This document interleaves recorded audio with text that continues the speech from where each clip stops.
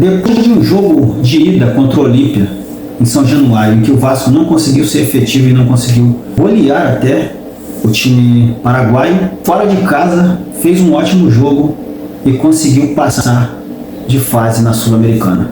Deixe o seu like, deixe o seu comentário, inscreva-se no canal. Sejam muito bem-vindos ao Tempo Extra.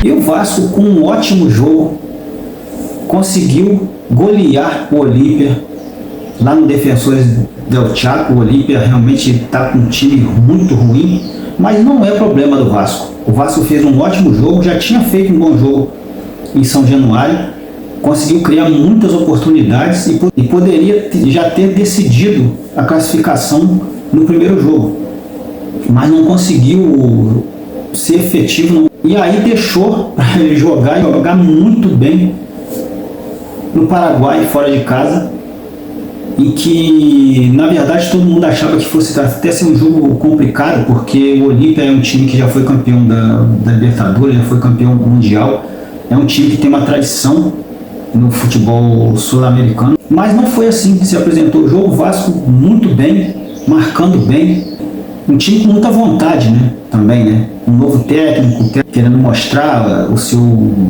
trabalho, né? Colocar em prática as suas ideias. O Olímpia ainda conseguiu abrir o placar, mas isso não abalou de forma alguma o time de São Januário, que continuou em cima, continuou jogando bem, continuou melhor na partida e ainda no primeiro tempo conseguiu virar, e no segundo tempo continuou bem, continuou jogando melhor, né? Vinha de uma derrota muito ruim no Campeonato Brasileiro para o Santos, e que abaixou um pouco o moral dos jogadores, mas esse jogo serviu para reafirmar que o Vasco realmente está com muita vontade.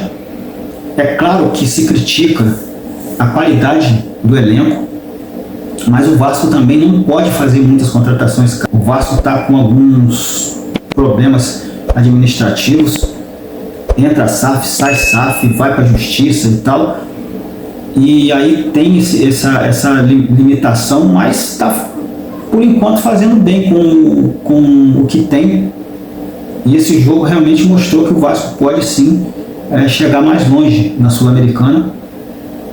E o Vasco hoje, sexta-feira, 21 de agosto de 2026, faz 128 anos, é um clube histórico no futebol brasileiro, no futebol sul-americano, um time que tem uma bela história e que está tentando reescrever a sua história, sair dessas dificuldades financeiras, dessas péssimas administrações que vem minando o clube nos últimos anos. Isso já acontece há muito tempo.